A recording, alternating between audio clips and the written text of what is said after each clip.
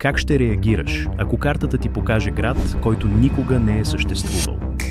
През 2008 година в Google Maps се появява мистериозно място – Арглетън, разположено в Ланкашир, Великобритания. Но има един проблем – този град просто не съществува. Няма улици, няма сгради, няма жители, само празно поле. Хора от цял свят тръгват да го търсят, но откриват абсолютно нищо. И точно тук започват мистериите. Някои вярват, че е капан, фалшиво място, добавено нарочно, за да хванат крадци на карти. Но други са убедени, че това е нещо много по-зловещо. Може би скрито съобщение или част от експеримент на Google. През 2010 година градът мистериозно изчезва от картата, без обяснение.